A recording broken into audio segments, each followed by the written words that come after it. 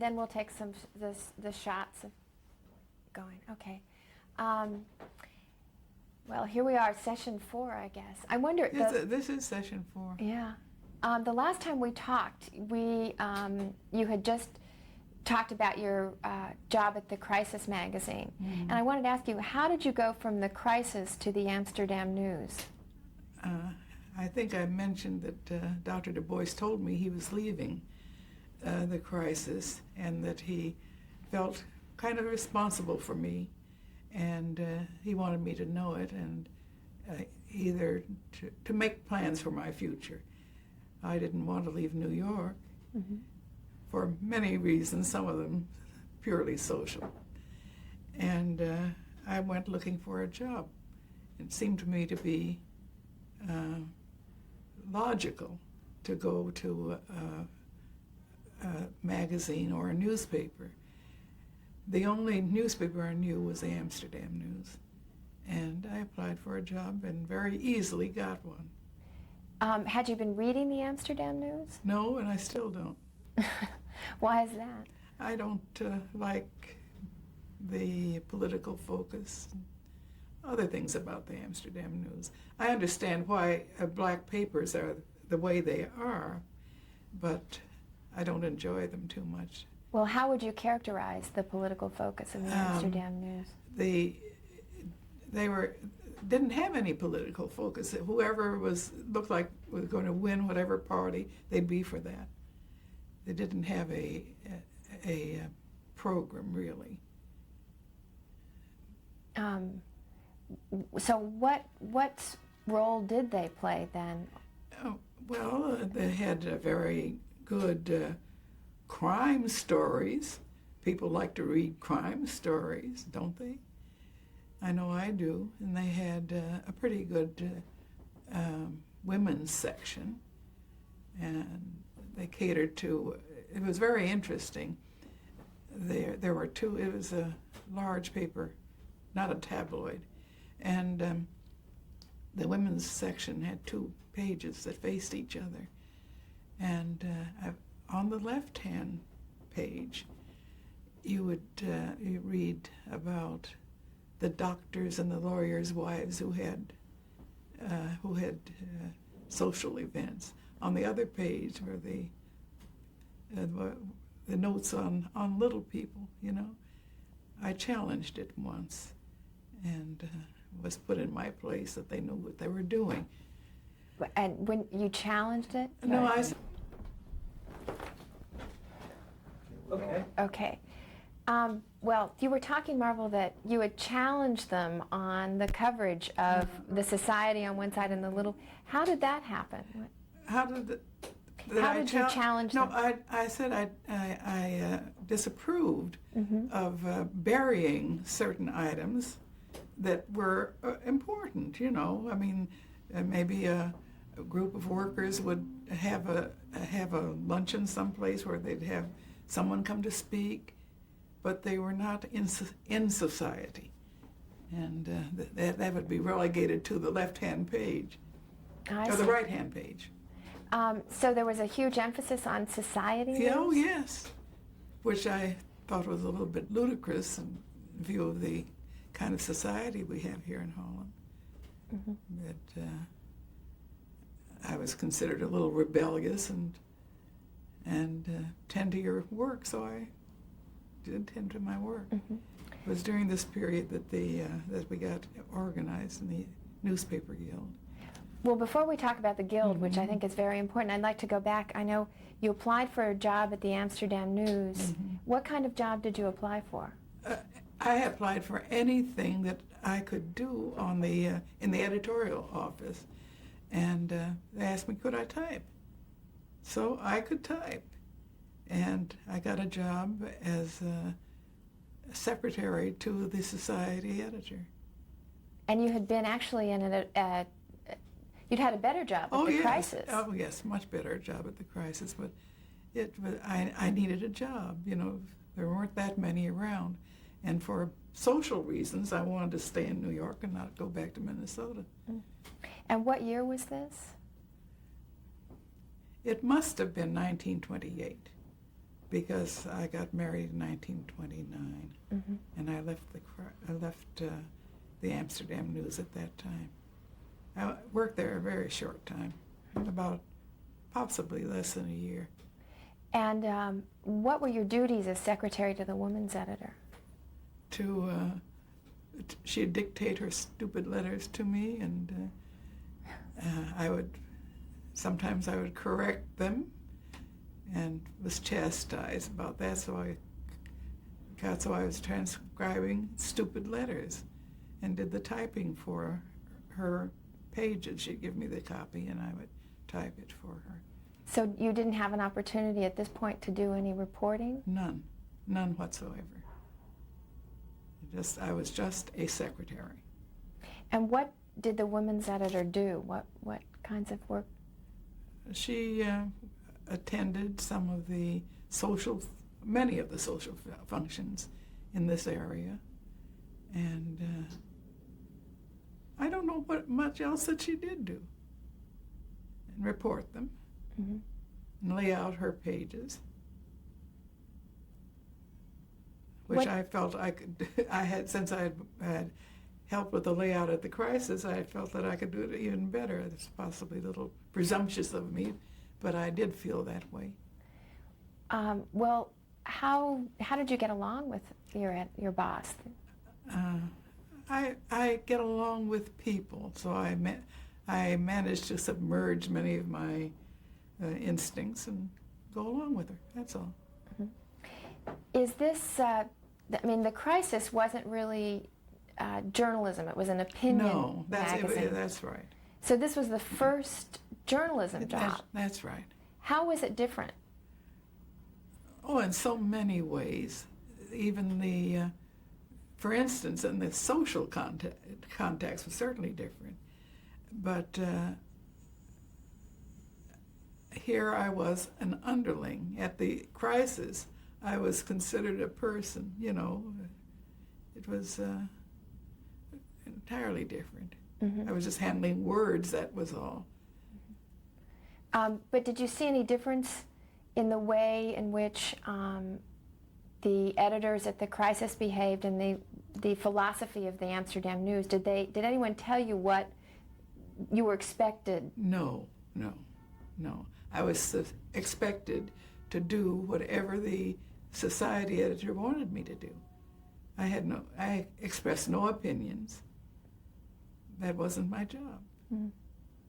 Did you have any ambitions to become a reporter? Oh, yes. I think from the time I left college, I wanted to be a writer of some sort. And I got a hint of that at the Crisis when Dr. Du Bois had me do that column that we spoke about. And I always wanted to write, of course, the novel. As a matter of fact, I did start one that is still in the starting stage. I think it would have been, at least the subject matter was interesting. What was the subject matter? Well, Pause for a second. Sure. That airplane was there the entire time she was talking about Dr. Du Bois. Oh, okay. So you might want to go over that again. Okay. Okay? Okay. Okay, we're clear now. Oops, we're not. Make up your mind? You're good. Okay. Okay. You were saying that Dr. Du Bois had given you some direction at the Crisis? Oh, yes, and criticism. And he gave me a great deal of encouragement. But at the Amsterdam News, I was just an automaton, somebody working for somebody else, and following that dictation. It doesn't sound like you had a lot of respect for this particular editor. The editor was also a pawn. Oh, that's the society editor. Right. No, I never did. Can you tell me why? Well, I grew up feeling that one must do something for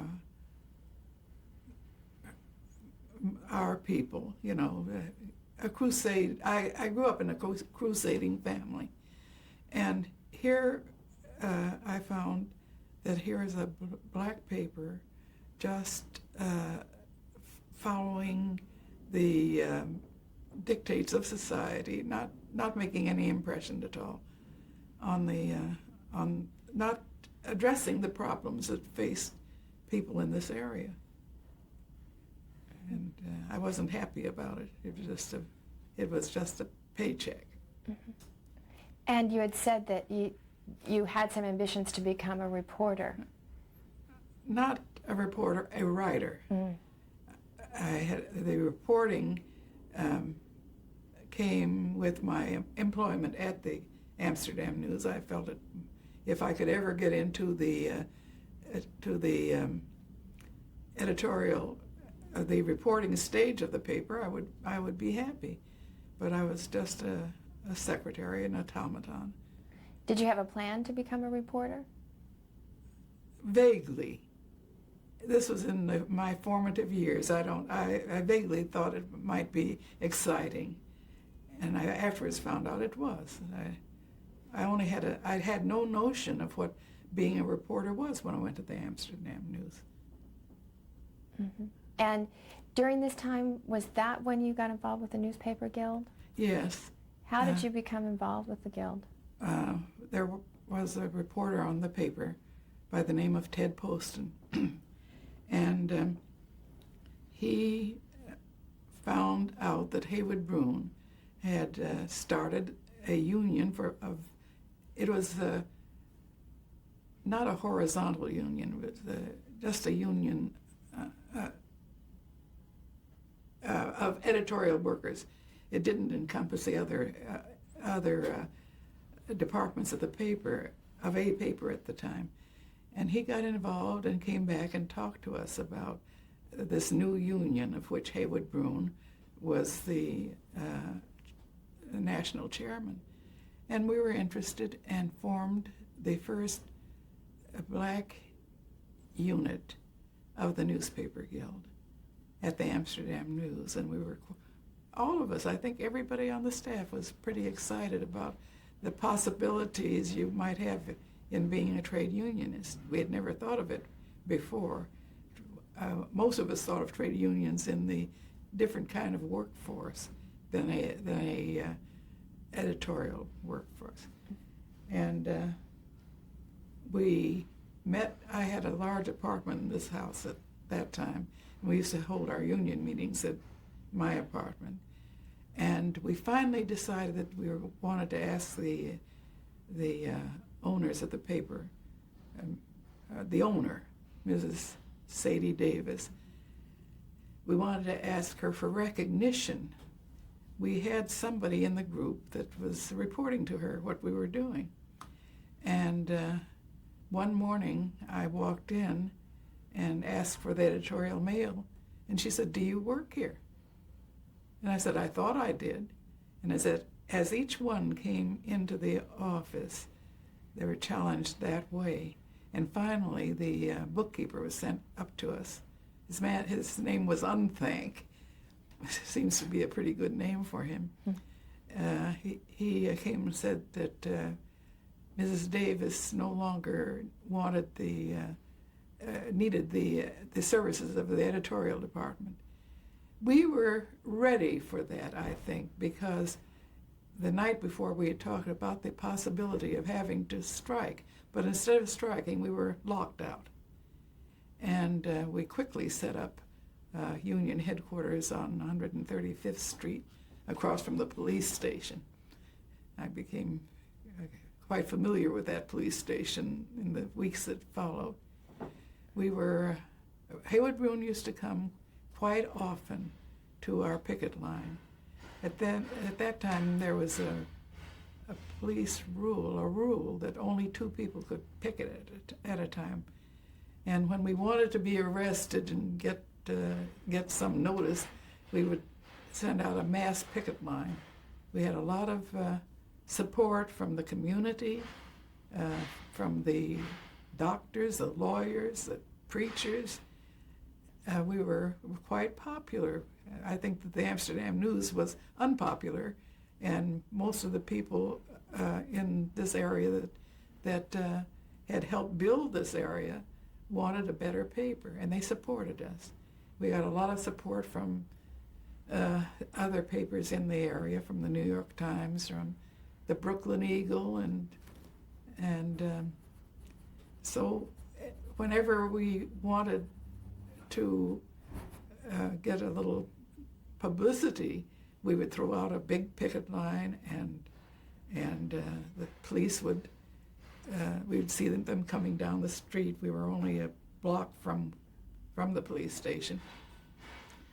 Haywood Broun tried his best to get arrested on that line.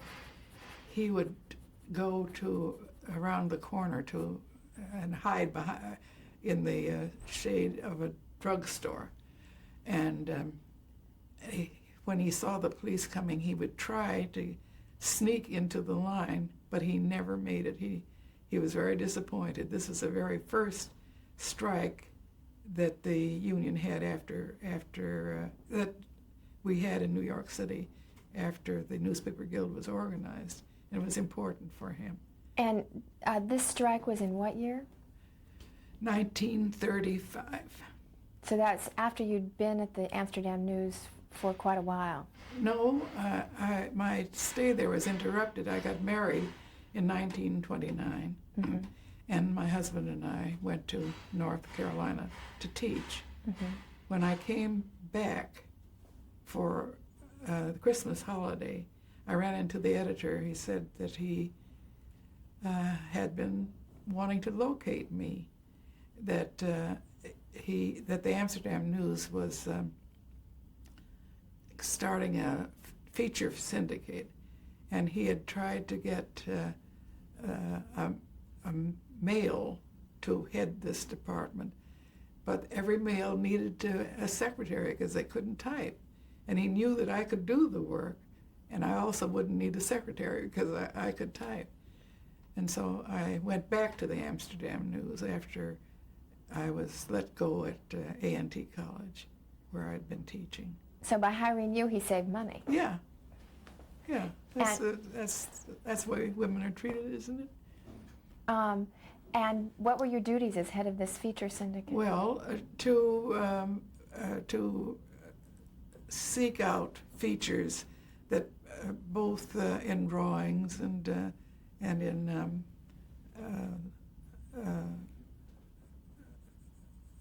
articles that might be of interest to, and putting them together in it was a double sheet that went into the Amsterdam News. It didn't last very long. And who did you syndicate the features to? 2 other black papers, the Chicago Defender, Kansas City Call, Afro-American. And how long? We have to change names. Okay, great, that's good. You were asking.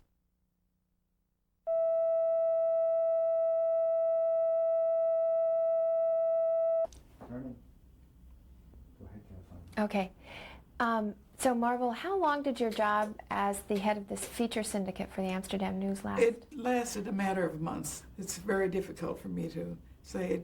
It didn't take off the way the editor thought it would. Mm-hmm. I don't think it was a reflection on anybody's part, maybe on mine or his, but maybe the field wasn't ready for anything like that. It didn't do well. Mm-hmm. And so where did you go from there? We had the strike, and when we went back in, I was given the job as a reporter. So you were an editor at the feature service until the strike? That's right. And then at the time we were out for 11 weeks. Mm-hmm. It was the fall of 1935, and the strike was settled on Christmas Eve, 1935. Mm-hmm. And when I went back in, I was, the decision was that I was to be one of the reporters. on the staff, which I was very happy about it because it took me out of the secretarial field. But I soon ran into some difficulties with the male editor, whose name was Earl Brown. And I think that I was the first woman reporter on the Amsterdam News. They only had male reporters? They'd only had male reporters up to that time. Now, did they have women reporting on society? Society, but they were not considered a part of the repertorial staff. But I was the first leg man at the Amsterdam News. And I feel, this is purely speculation, I feel that the male staff did not want to see a woman reporter. Now, what made you think that?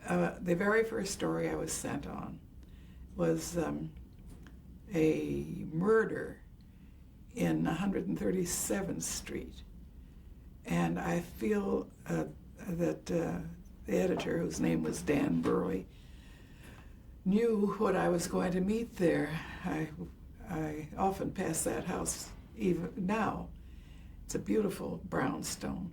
But a woman had been murdered, the most ugly thing I think I ever saw in my life. What had happened to her? Her throat had been slashed, and blood was all over the place. And I was kind of a gentle person, you know, to meet this kind of horror. And it was just ugly. And I know it turned my stomach. And I thought, well, this is either going to make or break me. And I went back. I did the little investigation around the neighborhood and found out what the woman's name was and what the neighbors thought about her. And walking back the 2 blocks to the office, I said, I was sent on this deliberately because there were a couple of men there. They weren't doing anything particularly. I was picked out to go on this murder. So I did a good story, and I realized that I was possibly going to face a little bit of male chauvinism because I had never had a woman reporter before. And I started doing a pretty good job as a reporter. How did you know what to do as a reporter since you never worked really as a hard news reporter before? I think I had a good imagination. I had decided what a good story would be, what the lead ought to be like, what the elements should be in the story. And anyway, it was accepted. And was there anyone at the Amsterdam News who actually showed you the ropes? No, I just had to feel my way along. About that time, Adam Powell started another paper, The People's Voice, and I was offered a job there almost immediately. I'd had several bylines. And besides that, my husband knew Adam pretty well, and he knew me. And I had been offered a job. But every time I tried to leave the Amsterdam News, even though my union activities were not especially liked, I was told, oh, go on back and we're not going to release you. So I felt pretty frustrated because the job at the People's Voice offered more advancement than I was sort of stuck at the Amsterdam News. So finally the Amsterdam News played right into my hands by coming out with a headline that stated, "Killed sweetheart slept with body," which I thought was pretty gruesome. So I went into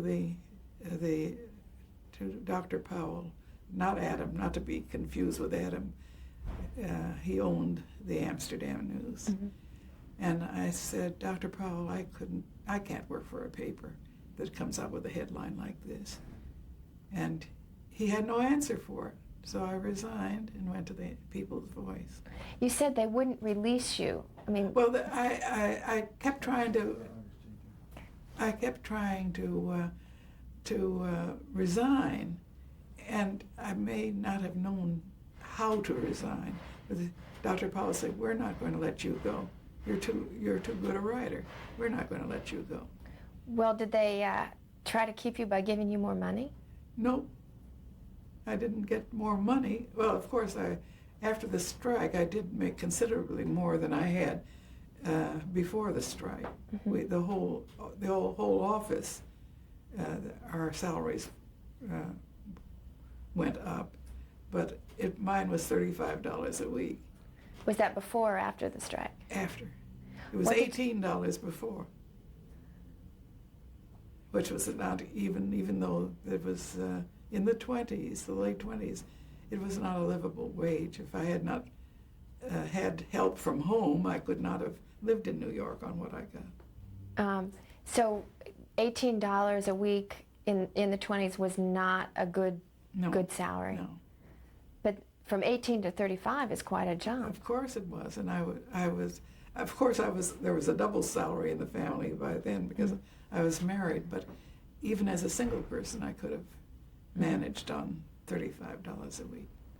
I'd like to go back and talk a little bit more about the guild organizing. How did you first learn about the newspaper guild from this? From Ted Poston, who had heard about it, and he had gone down to some meeting and came back with material and discussed it with us, and the whole editorial office was ready for a union. Now, why do you think you were ready for a union? Because of the working conditions, the salary rate, the salaries, and the general bypassing of the editorial department. Mrs. Davis was more interested in the business offices, not realizing that the business office was really supported by a good editorial office. So she wasn't interested in the content? No. She inherited the paper and had no idea, I think. I liked her, but I think she had no idea what a black paper should be to this community, what problems they should be addressing. And she was just disinterested. When we went out on strike, she offered me a job to stay in. She offered 2 or 3 others whom she liked for various reasons to stay, and I'll give you more money and all. She tried to bribe us, but we didn't fall for that. How many people on the staff of the Amsterdam News joined the newspaper guild? It was, as I said, is a union of editorial workers only. And of course there was a business office, a large business office, and a large advertising office. What was the question? How many joined the union? Oh, everybody in the editorial office joined, with the exception of the editor-in-chief, whose position was outside the guild. He couldn't have joined, but the whole staff joined. And how did you make the decision to strike? Can you give me We some? did not make the decision to strike. We were going to strike when she locked us out. Well then, It was a lockout rather than a strike. well then, how did you make the decision that you were going to strike before she locked you out? We felt that if she did not recognize us as a union, we were going to ask for union recognition. If she did not, then we would strike. And we had made preparations. We were ready for it. We were going to strike, but actually it was a lockout. Did you get, who came to help you from the newspaper guild? Well, the whole office from Haywood Broun down, members of the guild and the different papers, And there was a guild unit at the Brooklyn Eagle, at the Times, at the Daily News, at the, there was another tabloid here at that time. Well, anyway, all of the newspapers in the city that had guild units supported us, and it became quite a popular thing to appear on the Amsterdam News picket line. We had a lot of the socialites. First time I was thrown in jail, I remember there's no place for women, no cells for women at 135th Street. There still isn't. But they had cells for women down 123rd Street. So the men who were arrested went to 135th Street. And another woman was arrested on the line with me, not a member of the Amsterdam News staff or the unit. And when we were thrown in jail, the matron, I remember, took away my belt. I said, "What are you doing that for?" She said, we can't have suicides here." She thought I would use my belt to hang myself or something. But we were very happy to have been arrested because we were tired. And it's a place where we could rest. And I remember going down into the cell block for women. And there were several women there. And they said, what are you in for? And I said, "Striking." He said, "Oh, that." And we were not a part of that population, that little bit. We were not really prisoners, they thought. Mm-hmm. And I remember the matron came down to Margaret and me and said, "You have some visitors upstairs." When we went upstairs, it was some society ladies who thought it was a shame that nice Marvel Cooke and that nice Margaret, what was her last name? Anyway, that they should have been arrested. And they brought us some food. And when we went back, the matron said, "Well, you are well known. You're nice ladies, aren't you?" They hadn't had any prisoners like us. While you were out on strike, did you get any help from the newspaper guild, any money or? I don't remember that. We must have, because we got the same salary on strike that we had inside, and that had to have come from the newspaper guild. And this was the first strike against a black newspaper. This is the very first in labor history.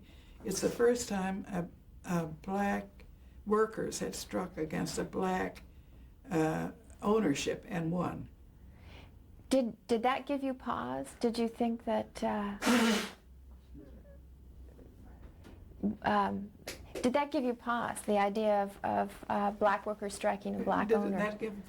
Did that give you any pause? Did you think that perhaps you shouldn't do that? No, we felt we were completely right, and it was.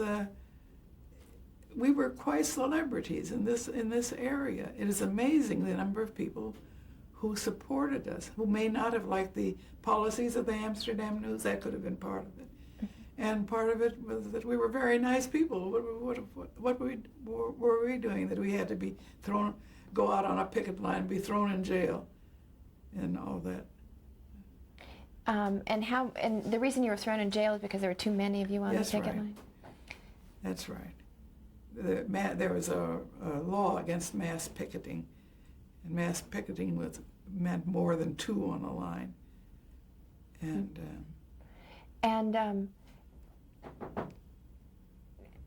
what kinds of support did you get from Haywood Broun?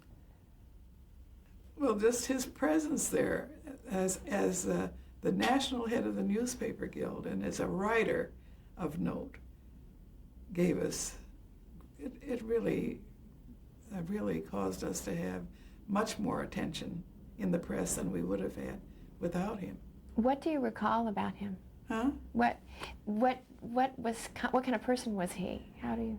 He was a very human person. He was a very large man, way over 6 feet, and very heavy, and quite sloppy looking, but everybody recognized, he was very recognizable because of things that he had written, and we got a lot of prestige because of his presence. He was there every day, and it was quite an inspirational thing for us. Mm-hmm.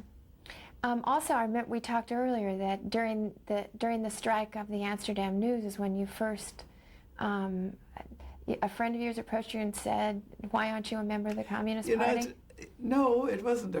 He was a friend in a way. His name was Ben Davis, who afterwards became city councilman.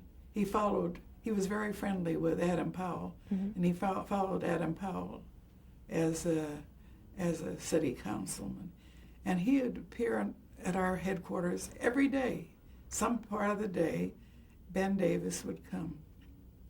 And it was not difficult for me to talk about my family. I thought my family was a pretty great one. And he picked me. He would ask me about my family, and I told him about my father being a Eugene V. Debs socialist.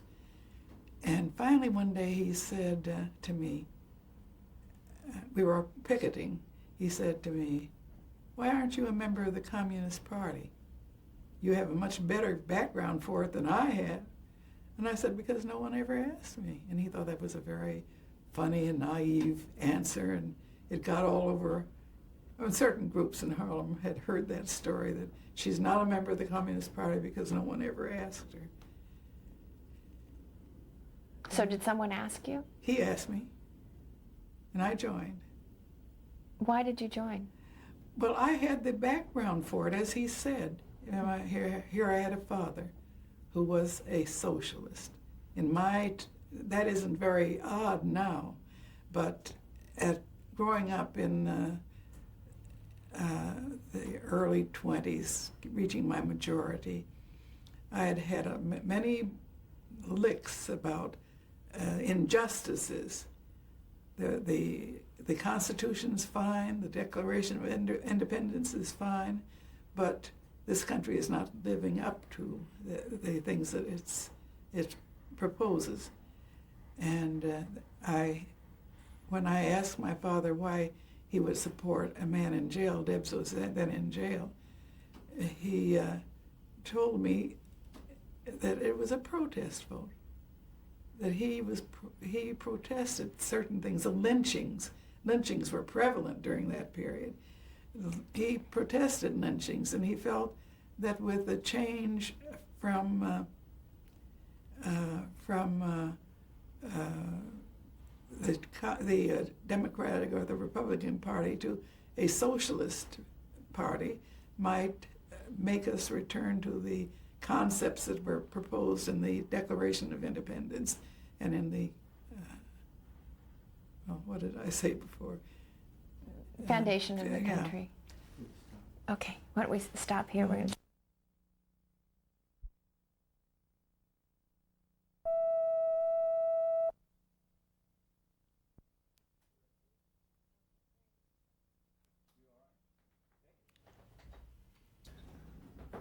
Where are we now?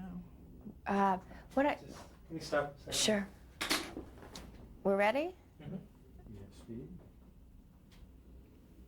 Okay. What I wanted to ask you, Marvel, is how active was the Communist Party in the Newspaper Guild? I don't think it was active in the Newspaper Guild. Mm-hmm. I never thought that. Mm-hmm. I know there were a number of people citywide in the Newspaper Guild who were members of the Communist Party, Mm-hmm. but the Communist Party was not active as a party Mm-hmm.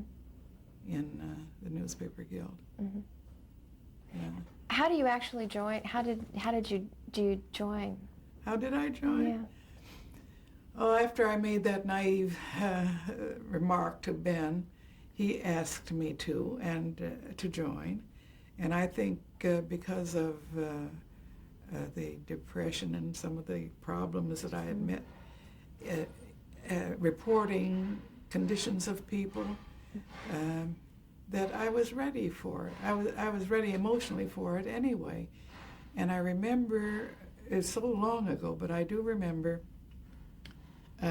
going to a meeting when I was going to be formally admitted to the party, and I was surprised to see a number of the people, mainly white, who had supported the strike and who were there and very happy that I had joined the Communist Party. It seems that it was a landmark because there were other black women in the party, but they didn't come from 409 Edgecombe Avenue or from a profession that was considered an upper class profession. They were members of the Domestic Workers Union and people like that. So it was considered a breakthrough. I didn't consider it that way, but it was considered a breakthrough. And what did joining the party mean to you? What it didn't mean any. Well, it did mean a lot to me later. I think I progressed in the profession because of it. I was people in other sections of the city started recognizing me and including me in little meetings where we were talking about about making the union, the newspaper guild, a paper-wide union encompassing the business offices, and it meant a great deal to me in political growth, I think. So it helped you with contacts for your journalistic job, or? No, it didn't help me. It just helped me broaden my vision as to what society should be like, what we would hope for America to be like, to live up to the Constitution and Declaration of Independence, and it addressed itself to organizing workers. So it was very important to me. Now, did your colleagues at the Amsterdam News know that you were a member? Not across the board, but a number of them did join the party. As a matter of fact, I was helpful in recruiting some of them. How were you helpful? Well, I talked with them. I'd go to dinner with them and we'd talk about problems that we had. And finally, I would ask them if they were interested in learning more about the Communist Party. It so happened when I went from the Amsterdam News, I think we've talked about this, to the People's Voice. The general manager of the People's Voice was a highly respected professor from Howard University. His name was Doxey Wilkerson, and Doxey was a member of the Communist Party. I didn't know that when I went in, and he didn't know that about me. But I didn't want to be a recruiter or anything like that, but I did want my coworkers to understand some of the problems they faced as workers, as black workers. And I remember recruiting, I guess the only person I ever recruited after I left the Amsterdam News was the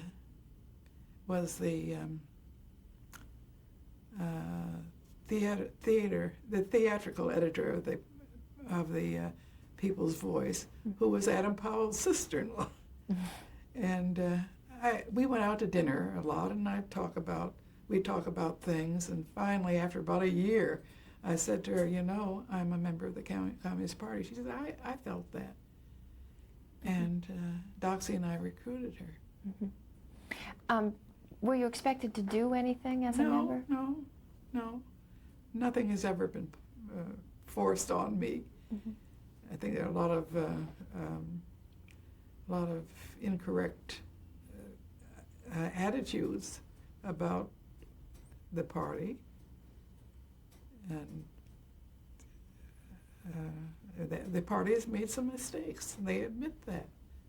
What do you think the incorrect attitudes about the party are? Well, that we're a bunch of Reds who want to overthrow the government, which is the furthest from the truth. We just want I would like, and I'm not speaking for everybody, to see the Constitution work properly for people. I think I'm a good American. Let me ask, how did your political beliefs affect your reporting on the Amsterdam I don't News? think, not on the Amsterdam News. I wasn't a reporter there long enough to assess that. But I think it made me a better reporter, because I was interested in the conditions under which people had to work and live, and that would come through in the things that I would write. What were some of the stories that you did as a reporter at the Amsterdam News? At the Amsterdam News, I really can't remember.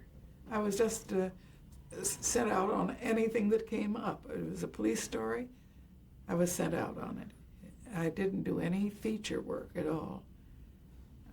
I just, whatever would come my way, like that murder I spoke about, which had no political content whatsoever.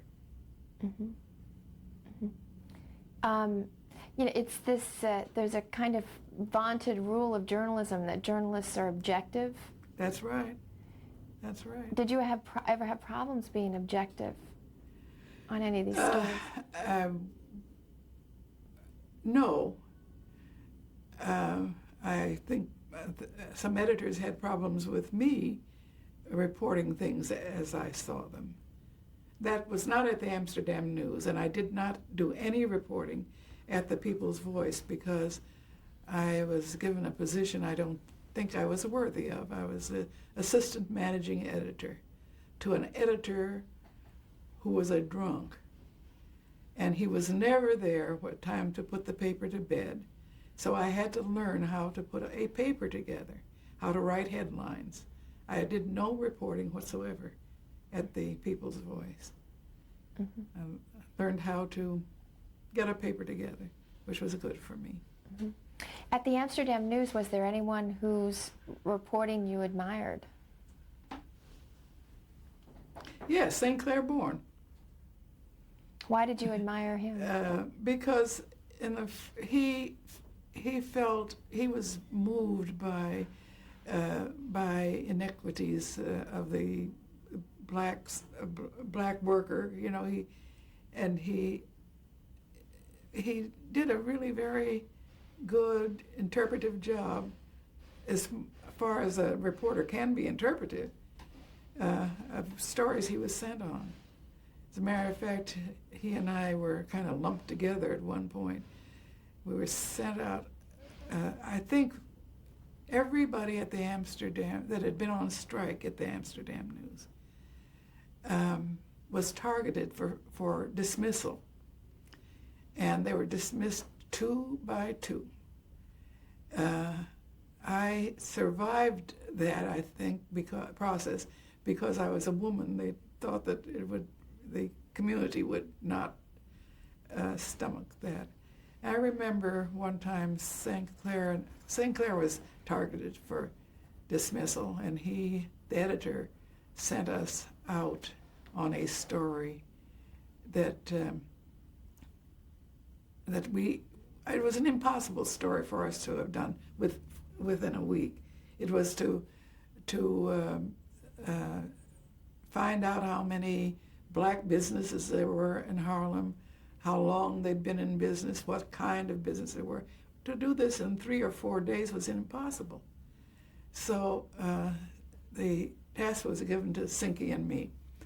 And we left the paper. The paper was then located at 134th Street and 7th Avenue, and went over to Lenox Avenue, where we thought, well, we'll look around and see what businesses we can find here to see if we can make an inroad in this. We ran into a man by the name of Abner Berry. Abner Berry was a brother of the Berry brothers who were in show business, but he was a well-known communist. And he said to me, "What's wrong with you?" And I told him about this. He said, "Oh, don't worry about it."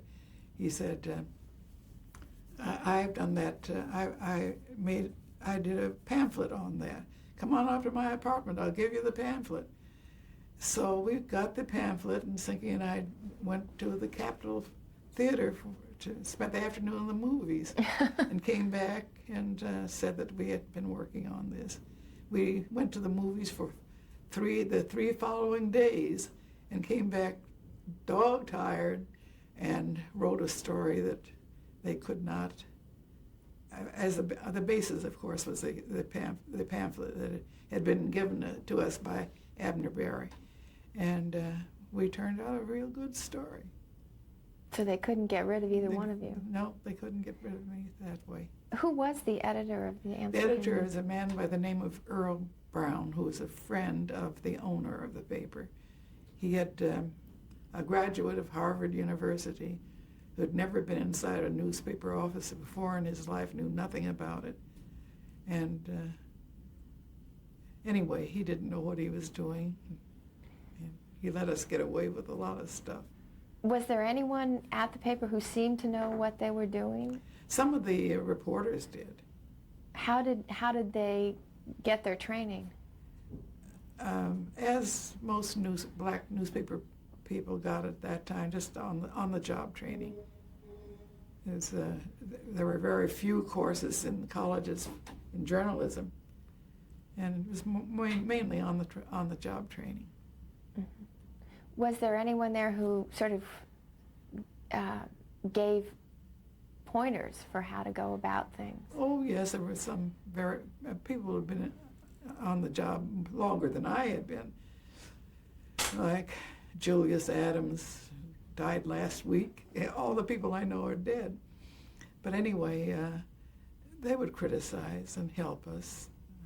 Remember, Obie McCollum was very helpful. He wanted me to succeed as a reporter. Were you ever sent out on a story that presented an ethical dilemma? Huh? Did you ever have to go out on a story that presented an ethical dilemma for you? I can't remember that I did.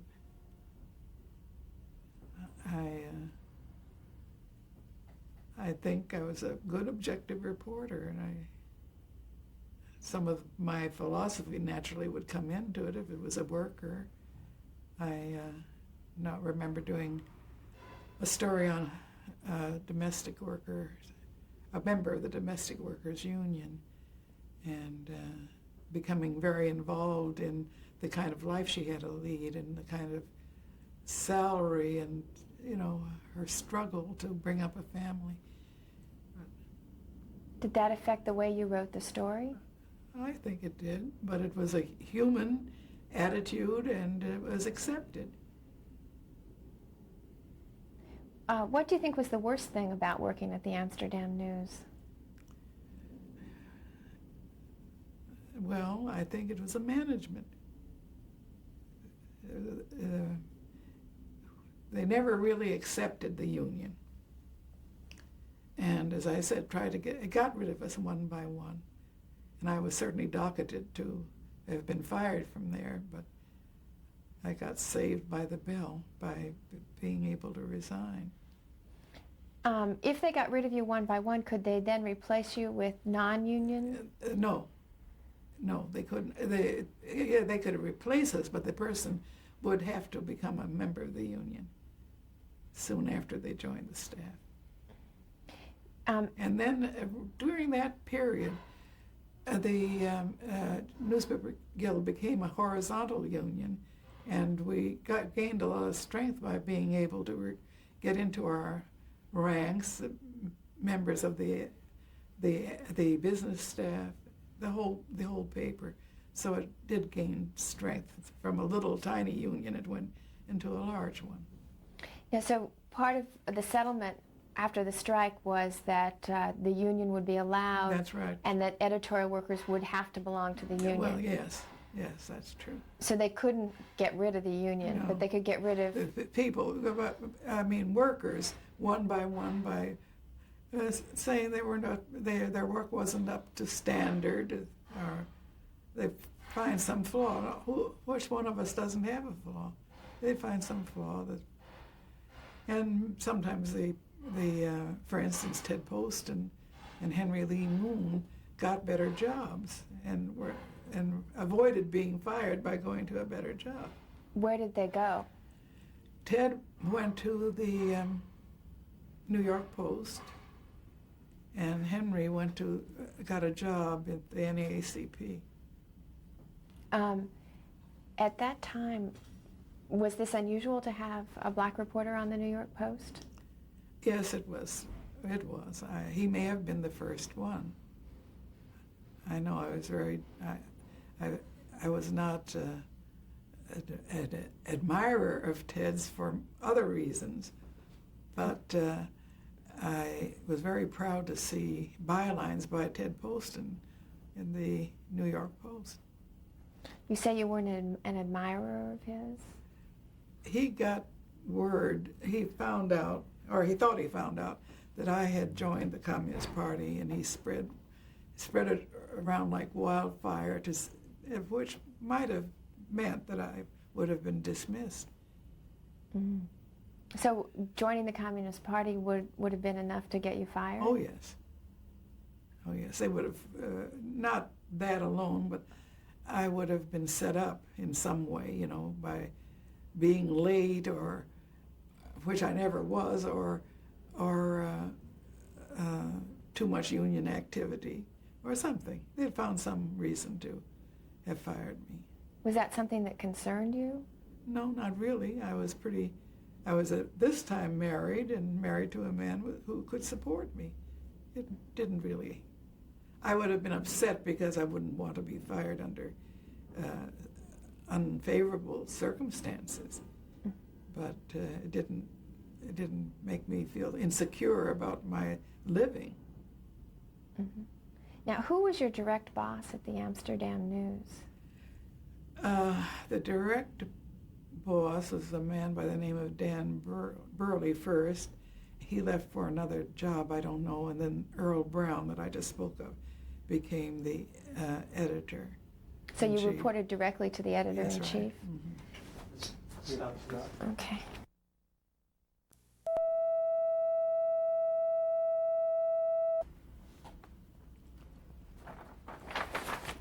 Where are we? Okay. As soon as they give us a go, we're talking about who you... okay. So you said you reported directly to the editor-in-chief of the Amsterdam News? Of the Amsterdam News, that's right. Did he give you your assignments? Yes, he gave us that assignment I just told you about. Mm-hmm. He had never worked on a newspaper, and he had no idea what an assignment entailed if you were going to do it properly. And so he gave us this all-encompassing assignment to do a survey on the black businesses in Harlem. Mm-hmm. For a 3 or 4 day thing. It was impossible. He really didn't know, and he didn't have. In my opinion, he didn't have a proper perspective on Harlem and the life of the people in Harlem. He came from, as really I did too, the upper middle class, and he had no. But I had a political orientation which he didn't have, mm-hmm. And he was disinterested in workers and things of that sort. Why do you think you got the job as editor-in-chief then? Huh? Oh, we're talking about 2 editors-in-chief. Oh. I'm talking about the one that became editor-in-chief after the strike. Mm-hmm. And that was? Earl Brown. And why do you think he got the job then if he... Because he was a social friend of Dr. Powell, Dr. C.B. Powell, not Adam, and because he was from Harvard.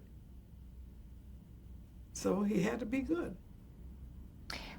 Were there many reporters on the staff who didn't have really journalistic training? I really don't want to answer that because I don't know. Mm. I feel that none of us, all of us were on-the-job trainees. This is what I think, but I really don't know that as a fact. What do you think you learned from this job? How to present a story, what would be of interest to the community.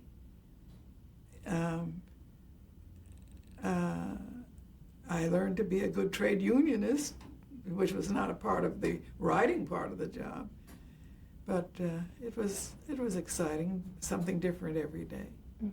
Do you remember any story in particular that you wrote on this job that you liked doing?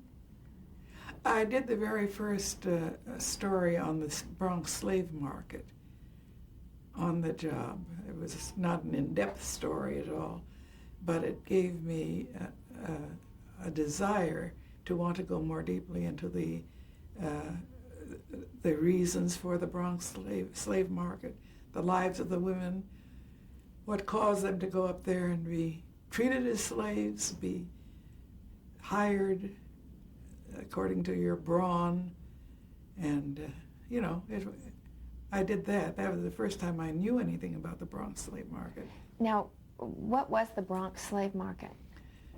The Bronx slave market was a street in the Bronx near Westchester Avenue where black women who were on relief or their husbands were making too little to support a family would take a paper bag in a morning with work clothes in it and stand on this corner and wait for the women. I had to be very careful in writing this because it was a Jewish community and I didn't want it to reflect on Jewish people, but women in the community would come along the street and view you as to your brawn, your whether you look like you were capable of doing housework, and hire you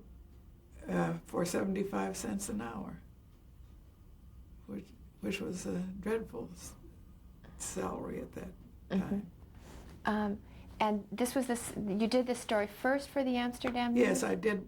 I went up there and it was not an in-depth story. I didn't stand. I just talked to some of the women and asked them what they did, how they viewed their work, and it was just a superficial story. But I got interested in it. And was that an idea that you had? Yeah. And you proposed it to your editor? Yes, and it was accepted. And then you later did a very in-depth story for the Daily Compass. That's right. Now, was that a typical story that the Amsterdam News would have done? No, it wasn't. It was really the police stories, the murders and the sensational stories that they felt would cause their readership to go up. Mm-hmm. Sensational stories were what they did mainly. Mm-hmm. Yeah, I had done some research at Howard University, and I guess that's a big debate even today about what the role of the black press should be. Well, I think that the People's Voice addressed that. Mm-hmm. The People's Voice did more social stories for the betterment of the community, and it really was on a good road.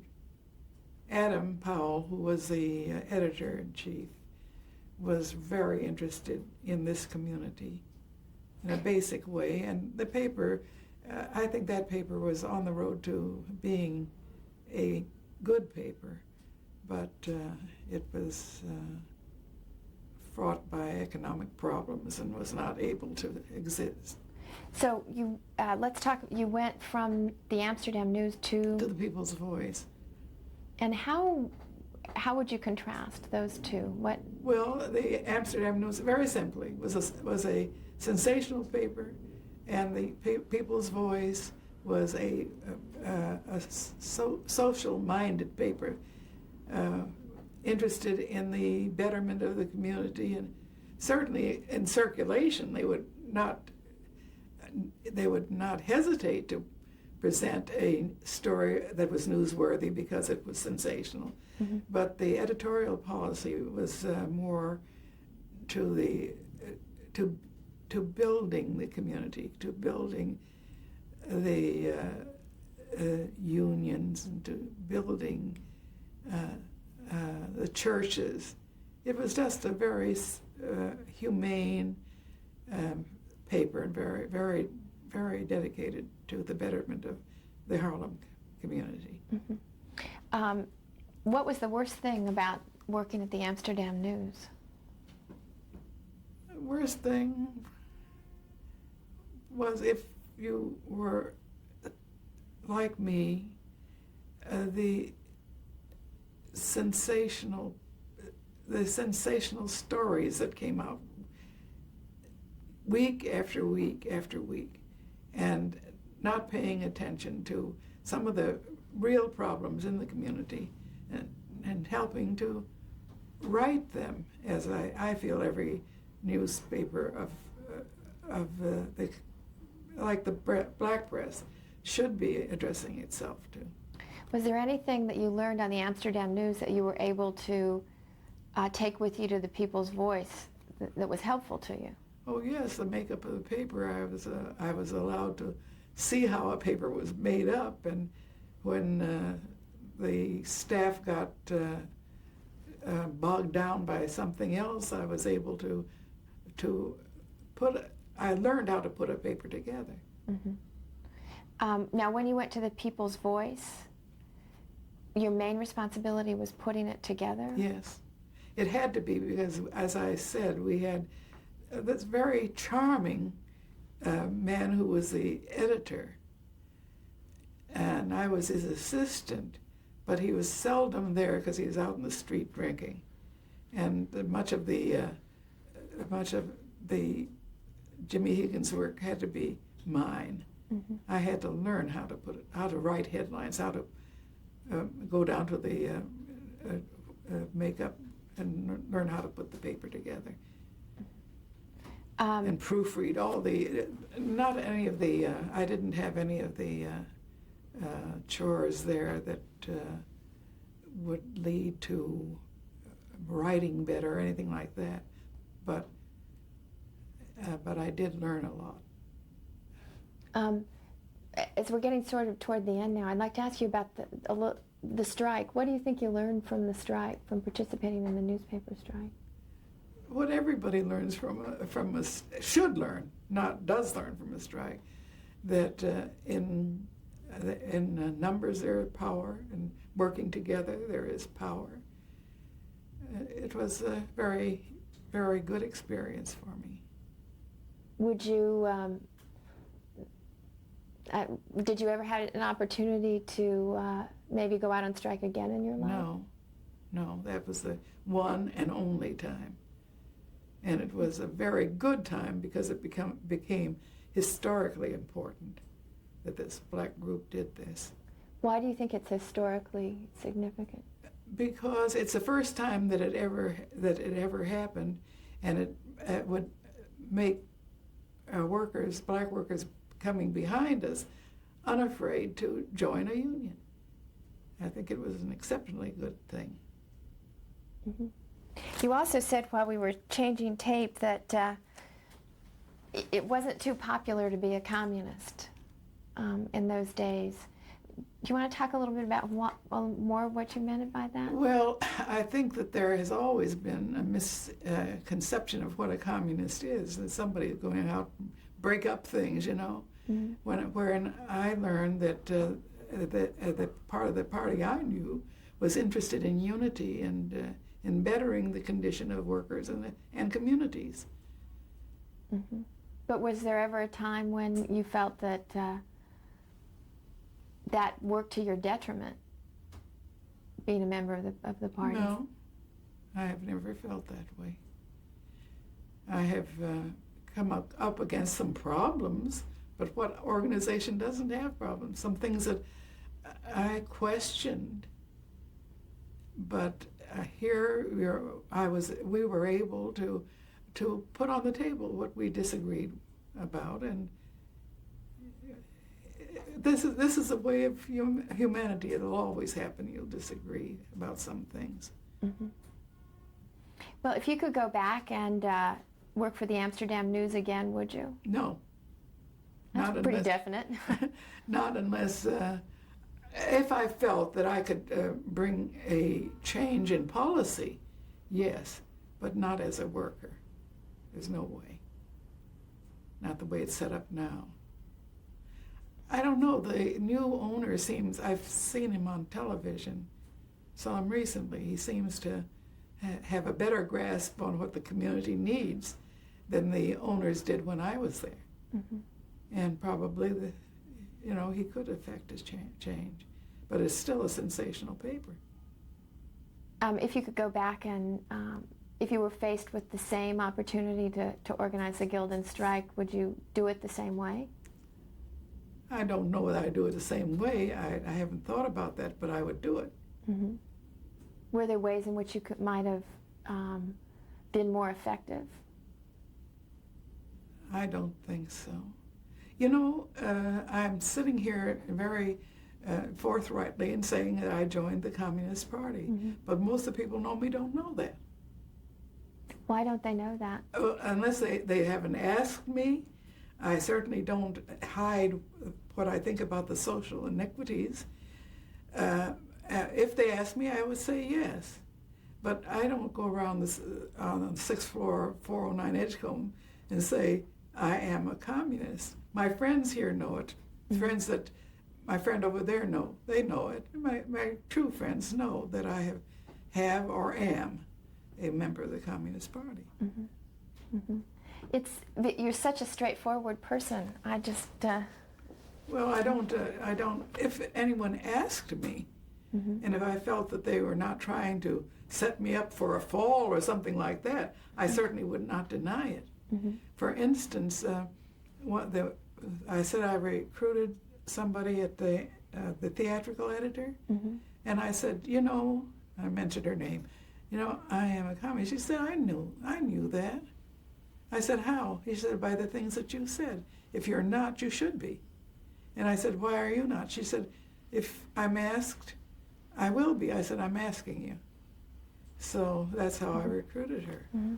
But only talking about ideas for a whole year, things that we believed in, not knocking her over the head. Mm-hmm. We need to change batteries. Okay. Uh-huh. Ron? Okay, you were talking about your conversation with the woman at the People's Voice, uh-huh. and how. But that, you see, my husband was working nights. He was a manager of a district manager of a brewery, mm-hmm. and he wasn't home at nights, and so I ate out. She was alone, and she ate out.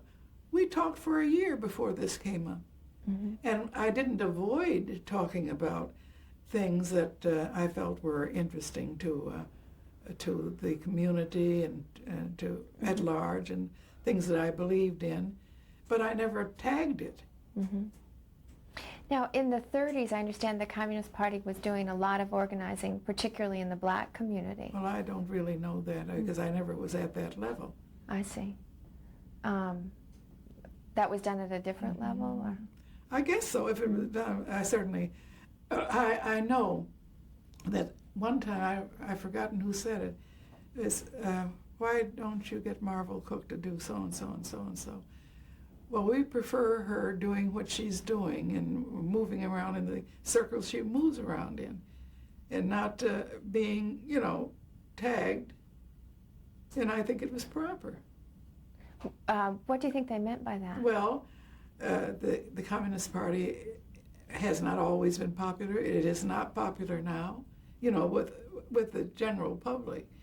And they felt that I was more effective just talking to my friends the way I do. There would come a time I did recruit, maybe I've recruited half a dozen people in my life, not more than that. Mm-hmm. But it was proper that I just move around the way I do.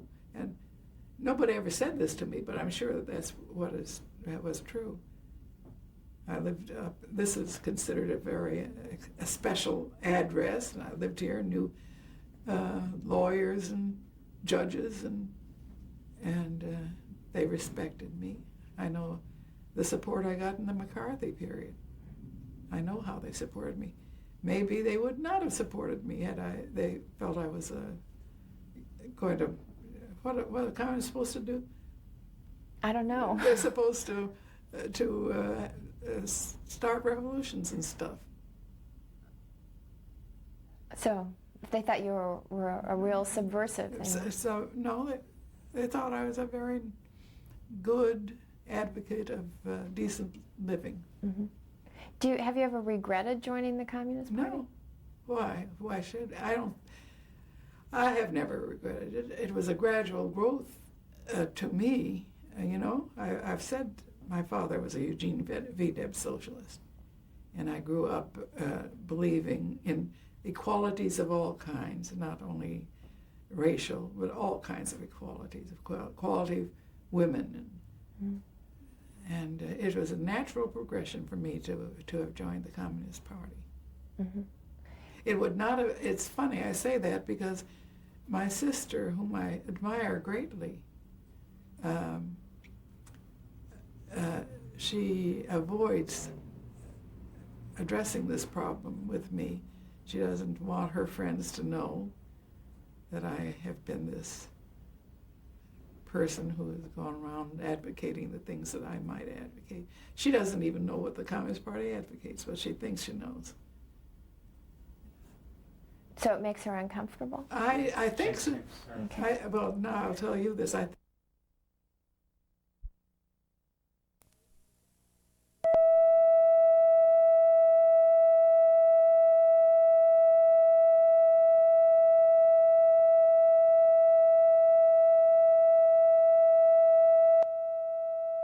Views. A member. One second. Right. Okay, you said a member of your family? My sister, but not the sister who recently died, because she followed me every place I went, and she also became a member of the Communist Party. And I remember when I was on strike, a very interesting incident. I was very tired and dirty and disheveled, not a way that anyone would have seen me in Minnesota. And a woman came up to me and said to me, "Aren't you Marvel Jackson?" And I said, "Yeah." And she said, "Wait till I go home and tell your mother what you're in New York doing." And I said, if my mother were in New York, she'd be on this line with me. And that came to pass. My mother came here to visit one of us a year or so late. It was my sister she was staying with, Zelma. And the tenants were on strike there. And I went by the apartment house after work, and there my mother was with the tenants group picketing that house. So I'm sure my mother would have approved of the way not my physical life, she would have wanted me to be more comfortable, but she would have approved of the things that I think and do. Did you ever talk to her about your activity in the newspaper guild? Oh, sure. And what did yes. she say? She was very appreciative of it, and she said your father would have liked this. Well, is it possible for you to be a communist and a good journalist at the same time? Why not? What is the conflict there? Well, because you're such a political person, well, so what I'm wanting to know is, journalism is supposed to be a profession where you're completely objective and you don't have views, and politics is so central to your life. I think that I approached every story that way, as a journalist would approach it. I may have put a little more content into it, but I certainly didn't. I never consciously colored a story.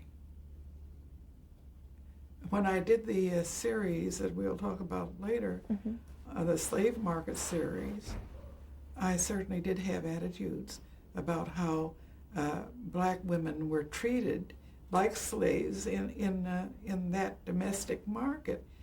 But I think if I had not been a communist, as a humanitarian, I would have felt the same way. Mm-hmm. Did you ever get assigned a story that you didn't want to do? I don't think so. And the reason I don't think so is that whole period when I was at the People's Voice, I wasn't out doing any reporting. And the Compass, where I ended my journalistic days, the Compass was a paper that addressed people's problems. And I was never sent out on a story that I didn't want to do. Never. Mm-hmm. At the Amsterdam News, most of the stories you did then were the kind you could objectively report on? Oh, yes. Mm-hmm. The reason I was possibly successful is because they said I wrote well. You know, and you should never project your opinions in a news story, and I never did that.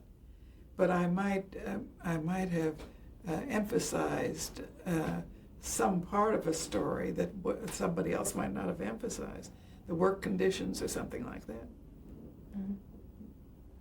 Mm-hmm. I probably asked this before, but what do you think you brought away with you from the whole experience at the Amsterdam News? Well, the best thing about it was the fact that I became a member of the union at the Amsterdam News. As far as a work experience is concerned, that was the first time I ever did any legwork and got out into the community to report objectively on things going on in the community. But the biggest thing was the fact that I became a member of the union, and I was active in the union. Did you continue your union membership? All the way through my work as a journalist, which ended in the early 50s. Mm-hmm. And the legwork in the community, did you learn something about the community you hadn't known before? No, I don't think so. But it became a practical knowledge. Before it was just intellectual. But I actually got out there and rubbed shoulders with domestic workers and people who were having dreadful problems living in this community. Mm-hmm. I guess as a last question, because we should wrap this up, we'll have many hours together still, but do you think that you would enjoy working on a newspaper today? I can't think of one that I would really enjoy working on. I wouldn't enjoy working on the communist press because there isn't enough latitude, I think. Mm-hmm. I wouldn't have enough room to do any creative work. What about a newspaper like the New York Times? No. I don't think, see, I'm a little too old to think of myself as a journalist now, but even if I were younger, I don't think I would want to work on the New York Times. Why not?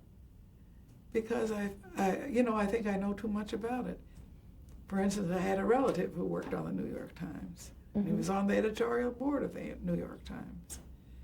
And I learned that before any editorial, I heard that before any editorial appears in the New York Times, it is sent to a contact in Wall Street to be approved of.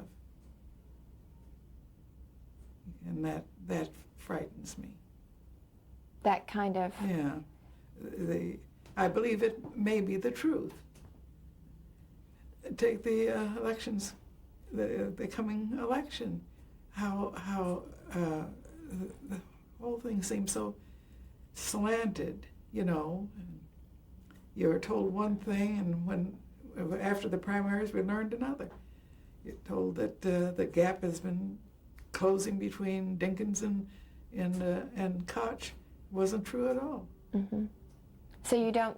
I don't trust what is what the papers are, necessarily trust. Mm-hmm. I read them all the time, but I don't necessarily trust them. Well, that's an interesting place to stop then for a former journalist to say she doesn't really trust the newspapers. Well, I don't. I'd be dishonest if I said otherwise. I'll just use both mics, so both have to remain quiet for just about a minute, okay? Room tone.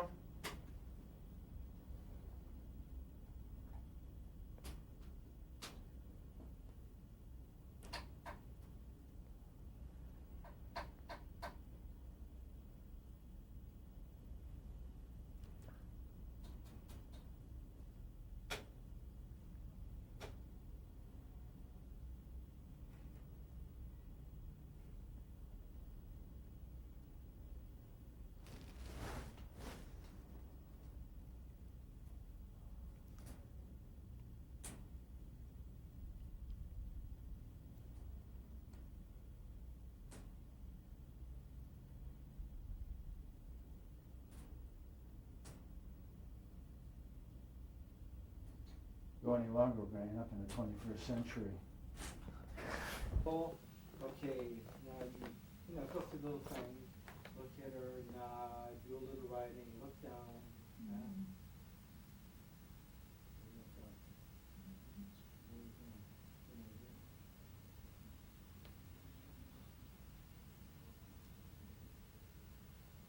I think I will recognize you the next time I see you.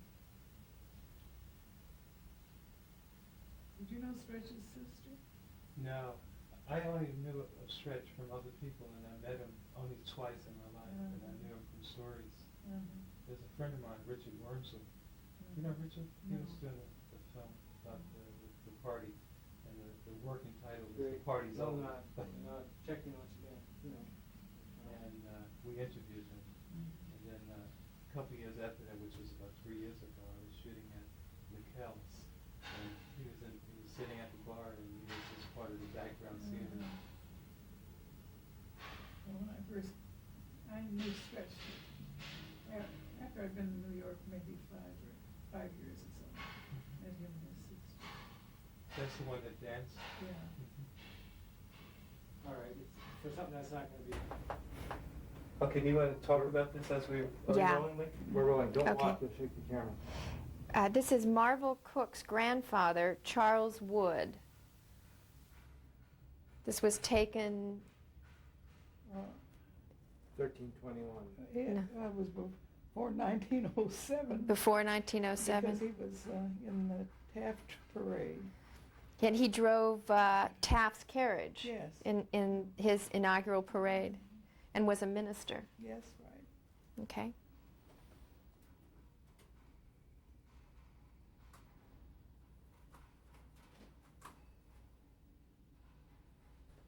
Rolling. These are Marvel Cooke's parents, Amy Wood Jackson and Madison S. Jackson, taken around 1906 in Minneapolis, Minnesota, where they lived at the time.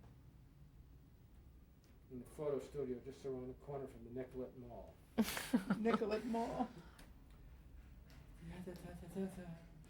This is Marvel Cooke and her sister Meredith, who died in infancy. Marvel is on the left. This was also taken in Minneapolis, Minnesota around 1906.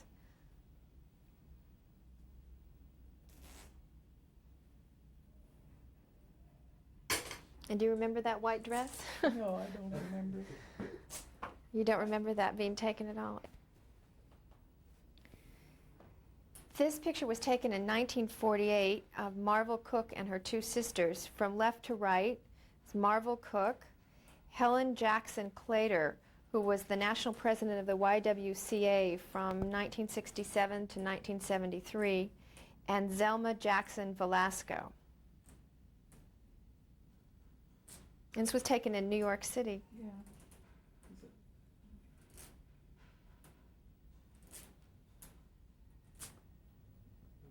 Yeah, let it just go a little bit. Okay, Just, good. This is all three sisters lived here then, Marvel? This is a photograph of Marvel Cooke taken in 1948 in New York City. It was her husband's favorite photograph, right? Mm-hmm. And it was her favorite dress. And her favorite lipstick. That's right. You're right. Don't make fun of me, Lee. And I made her get it out of the bottom of her drawer. That's why you get the title of this. Okay, put your message on before I try to make a move, okay? Okay. This is a 5-part story done by Marvel Cooke for the Daily Compass in January of 1950, where she posed as a domestic worker to uncover the abuses of the Bronx slave market, where black women would go to work for women on a day-to-day basis. There is a photograph of Marvel cleaning a window in this story. This was actually taken at her own apartment building at 409 Edgecombe Avenue on the first floor. It was a set-up shot.